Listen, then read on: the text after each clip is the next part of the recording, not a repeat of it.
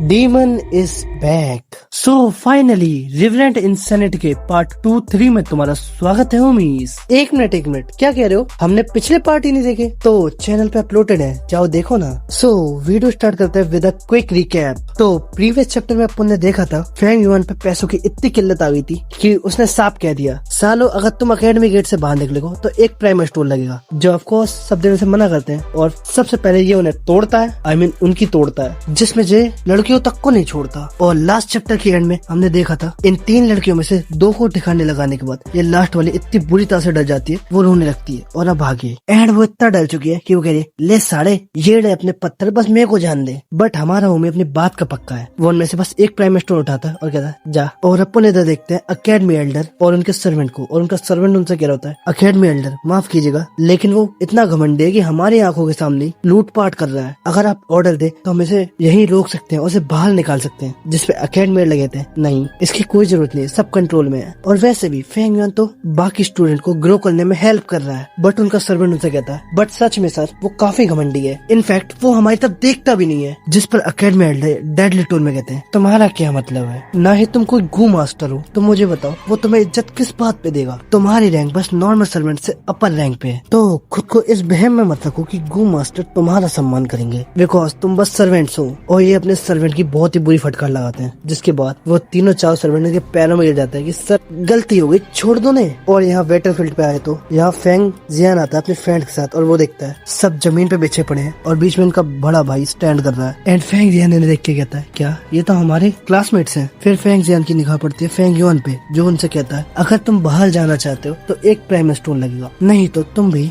इन्हीं की जगह पे देखोगे। और यहाँ फेंग जियान कहता है, पर बड़े भाई मुझे भी देने होंगे। जिस पर फेंग युआन कहता है, oh my dear young brother, of course तुम्हें पे करने की कोई जरूरत नहीं है। फिर यहाँ फेंग युआन को थैंक यू बोलकर निकलने लगता है। बट दैट मोमेंट जब ये फेंग युआन को क्रॉस करता है, फेंग युआन बोलता है, बट तुम्हें भी इनकी तरह मार खानी होगी। जिस पर फेंग जियान कहता है, क्या? बट इतने में फेंग जियान एक अटैक पोज बना लेता है फेंग युआन के खिलाफ। और नाउ फेंग जियान कहता है, don't make me repeat my self again. और फिर सब ये एक प्राइम स्टोन फेंग युआन को देता है, बिकॉज उन्हें पता है कि इसे हरा नहीं सकते। बट मैं इसे डीमन इस वजह से नहीं कहता, मैं इसे डीमन इस वजह से कहता हूँ जो अब ये करेगा। ये फेंग जियान और उसके दोस्तों को रोकता है और उनसे कहता है, एक मिनट रुको। जिस पर फेंग जियान कहता है, क्या हमने तुम्हें सारे प्राइम स्टोन दे दिए, तो अब क्या तुम अपने वादे से मुकर रहे हो? जिस पर फेंग युआन कहता है, अबे बेवकूफो मेरी बात तो सुन लो, और ये बताओ ये जमीन पे जो बिछे पड़े इनकी जेब में से प्राइम स्टोन क्या मैं खुद निकालूंगा? और ये बंदा जिन लोगों को भी इसने सुताई गई थी उनकी जेब से भी प्राइम स्टोन निकाल के अपने साथ ले जाता है। और यहाँ से सीन शिफ्ट होता है और हम देखते हैं फेंग युआन के होटल का सीन, जहाँ पे वेटर उसके पास आते हुए कहता है,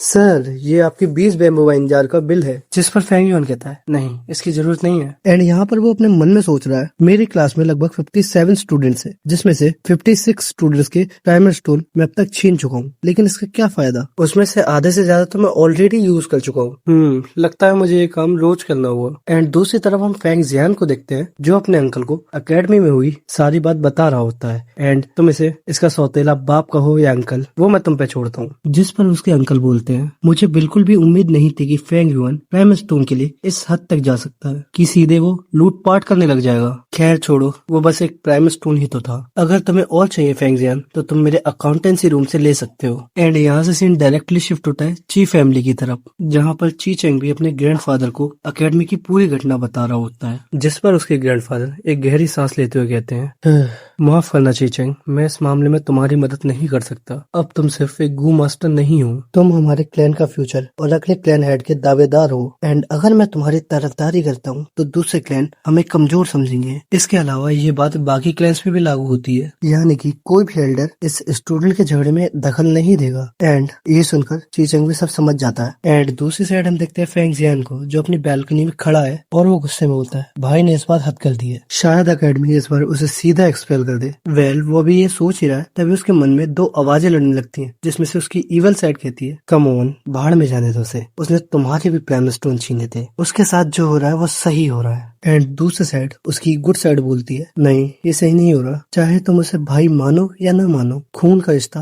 अभी भी वही है, और इसके अलावा अगर तुमने उसकी मदद नहीं करी तो बाकी लोग तुम्हारे बारे में क्या सोचेंगे। और यहाँ फेंग जियान सोचता है डैम इट मुझे क्या करना चाहिए। और इसके बाद हम देखते हैं डायरेक्ट 3 दिन बाद का सीन, जहाँ पर ट्रेनिंग ग्राउंड में सब स्टूडेंट मार्शल आर्ट की प्रैक्टिस कर लेते हैं, जिन्हें देखकर मार्शल आर्ट टीचर काफी खुश होता है और बोलता है अरे वाह मेरे स्टूडेंट, तो फाइनली तुम्हें समझ आ गया कि मार्शल आर्ट और क्लोज कॉम्बैट ट्रेनिंग एक गू मास्टर के लिए कितनी जरूरी है। बस एक बेवकूफ को छोड़कर जो पूरे दिन बस पड़ा रहता है। लेकिन तभी उसके पीछे से अकेडमी एल्डर की आवाज आती है, बेवकूफ वो नहीं बेवकूफ तुम हो। और फिर एल्डर आगे कहते हैं उसके कुछ न करने की वजह से ये सारे स्टूडेंट यहाँ इतनी मेहनत कर रहे हैं, तो हमें उसकी बुराई करने की जगह उसे थैंक यू बोलना चाहिए। जिस पर उस टीचर को तो कुछ समझ में नहीं आता और वो कहता है हाँ? और यहाँ से हम देखते हैं 4 दिन बाद का सीन, जहाँ पर हम डायरेक्टली देखते हैं फेंग युआन को, जो अकेडमी के एंट्री गेट पे फिर से खड़ा है और वो पास में खड़े हुए स्टूडेंट्स को देख के बोलता है तो रूल्स वही है, अगर तुम्हें गेट से बाहर जाना है तो एक प्राइम स्टोन दो, नहीं तो तुम्हारा अंजाम पिछली बार जैसा ही होगा। लेकिन इस बार उसके सामने खड़े हुए स्टूडेंट में से एक स्टूडेंट बोलता है बस करो फेंग युआन, इस बार हम तुमसे पिछली बार की तरह नहीं पिटने वाले और ना ही हम प्राइम स्टोन देंगे। आज अगर यहाँ पे कोई पिटने वाला है तो वो तुम हो।